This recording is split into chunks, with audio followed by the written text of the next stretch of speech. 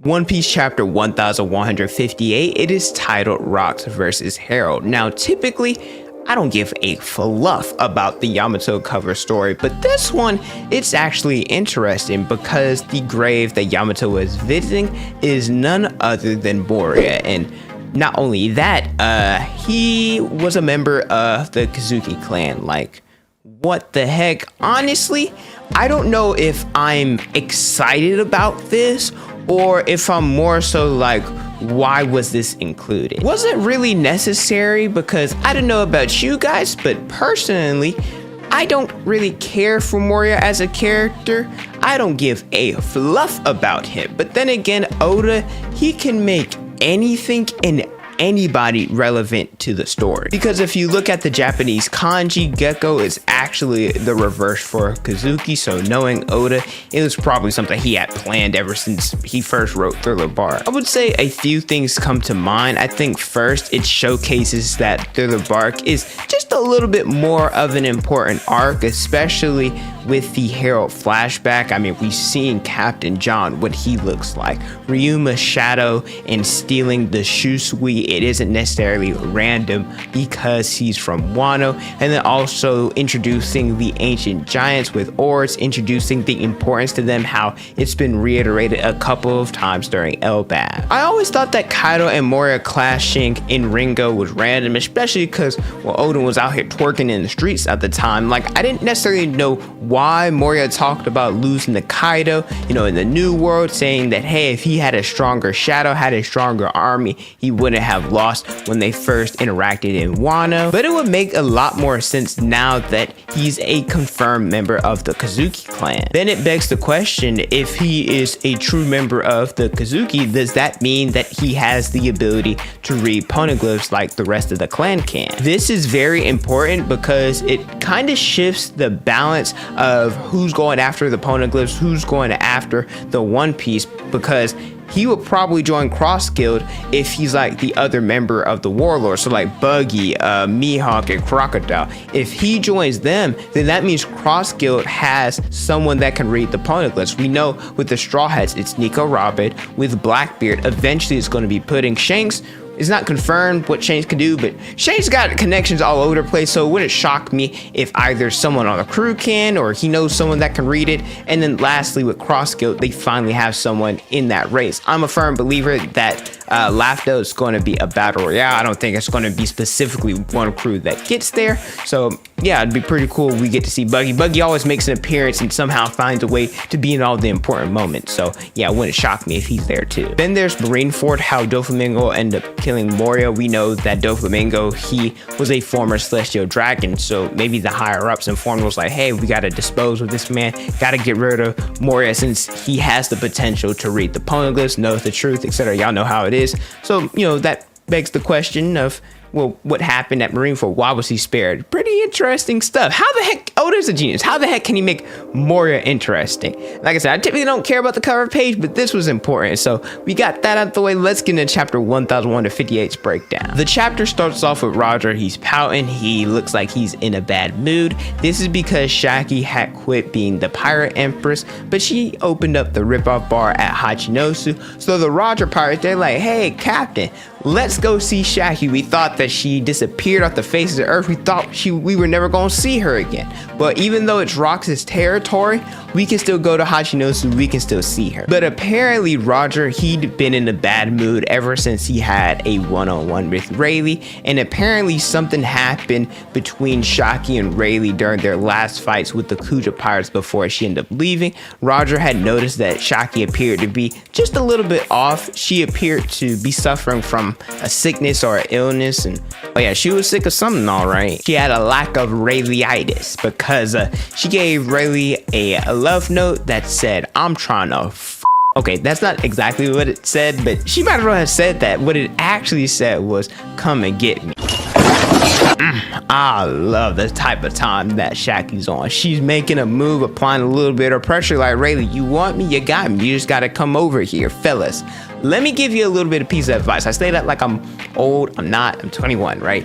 If you have a girl that matches your energy like this, you better keep her. You better pursue her, because yes, it's important to be persistent. It's important to give a little bit of chase. That's a part of the game. But if someone is really interested in you, guess what? They're going to match your energy like this. They're going to do different things like this where you don't even have to question whether or not they're interested in you. I promise you, when you find someone like this, someone that loves you for you, and you don't gotta change yourself, and like I said, they match your energy, that's going to be one of the best relationships that you'll be in. And Rayleigh, he's trying to fluff it up. He's got a good opportunity, but he's gonna mess it up because he's like, oh, I don't want to be tied down. Nah, Rayleigh, you better go get her. Shakky, the baddest girl in the series, the baddest girl, turns everyone, humbles them, does all that fun jazz. They were already freaking talking, gassing her up. Rayleigh, you better than me. I would have started barking. I would have went to Hachinosu in a heartbeat. I can see why Roger was pissed off at you. Now,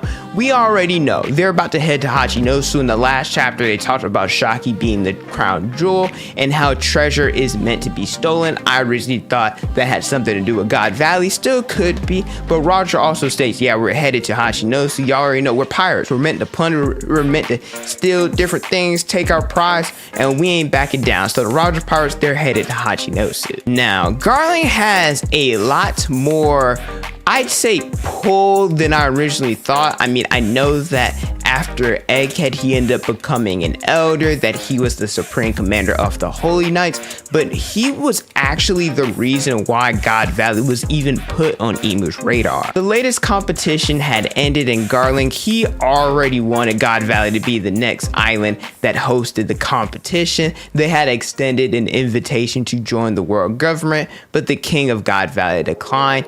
That island has an abundant amount of resources that could be useful, and there was also another discovery that Emu would be pleased with. And so, as I mentioned, Garling, he is the reason why God Valley was the island that hosted the next hunting competition. Now, what exactly was Garling referring to that Emu would be interested in? When I first read the chapter, I thought that it was going to be some legendary devil fruit that was located there, maybe the gum gum fruit, but well, there's two things. One, the celestial dragons, they got devil fruits out the wazoo. I know the gum gum fruit was legendary. It was, sun god Nika, Joy Boy's fruit, but we already know, I think it was one of the elders. They're talking about the fruit has been evading them ever since Joy Boy's death. Then I was like, nah, it's got to be something bigger, something that Emu would want. At first I thought, okay, an ancient weapon. Uranus is located here, which would explain how God Valley got deleted from existence after the whole incident, similar to what happened at Lucia. Or the other thing could be the giant straw hat that Emu has under Mary Jo Wa. If it belonged to the original Joy Boy, who was Emu's nemesis, what better treasure would be than something that belonged to your enemy? The story cuts back to Hachinosu and Shakky. She stated that Rocks, he looks a little bit fulfilled, looks like he lost a little bit of interest. Big Mom's like, oh, it's a woman's intuition. And Stussy's like, oh, well, it's probably because this man, it has to be a woman. He's probably expecting a child, and this took place 40 years ago. The time frame, it matches up. Yeah, Xebec, he found a woman, got her pregnant, and well, Blackbeard, or he's expecting a child, and that eventually came to be Blackbeard. Roger pulls up, busts in the bar like the Kool-Aid Man. He's like, Shakky, we're here to take you, and this obviously pisses off Xebec. Him and Roger, they got beef, they're rivals, but Shakky's ripoff bar is kind of like a little pizza. Whoever visits her establishment would be granted safe passage, but once they're back at sea, all bets are off. And Rayleigh, well, he's still trying to be the nonchalant, cool guy. He ain't even there. Every member of the crew is there. Roger, Gabon, everyone.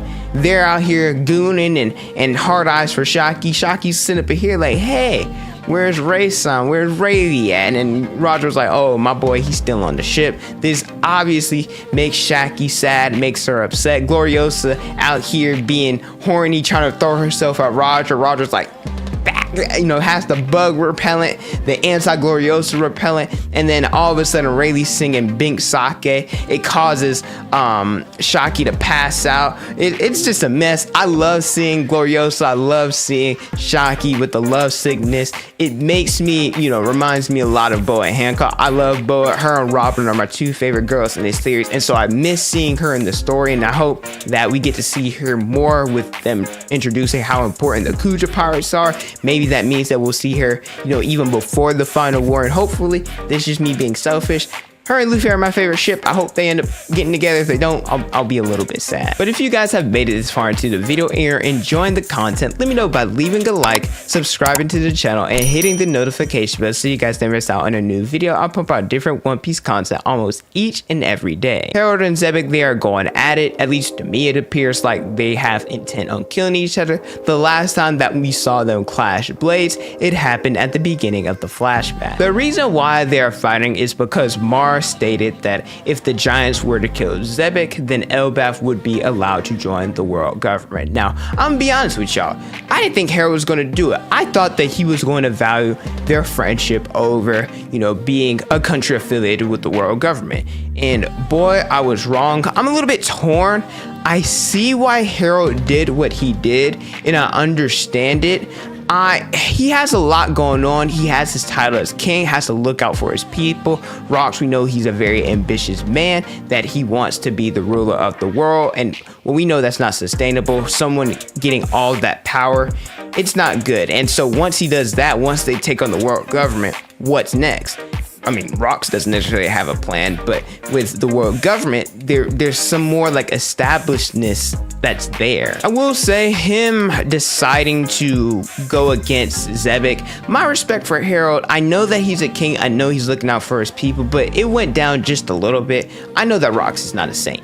I know that that man is basically evil, right? If you had to put something to my head was like, hey, are you gonna say is he bad or good? I'm gonna say that he's bad, but I'll put a little bit of an asterisk by it. I mentioned how Rocks wants to be the ruler of the world and how nobody necessarily should have that power, but the world government, they're not saints either. Emu and the Celestial Dragons, those at the top, they're really bad people. I mean, you saw what all Saturn did to Kuma. If Xebec was this truly and pure evil person, I don't think that he would have ever asked Harald to join his crew. No, he would have tried to beat it out of him and would have forced him to join. But whenever he went to Elbaph, he would always ask a question. And you look at the two, whenever they were together, they were drinking like they were best buddies. I get it. He is a king. He bears a lot of responsibility. And just because they're friends, that doesn't necessarily mean that everyone or everybody at Elbaph would necessarily accept Rocks. And also the different allies and different people of the world, they would see Harald with Rocks. They'd be like,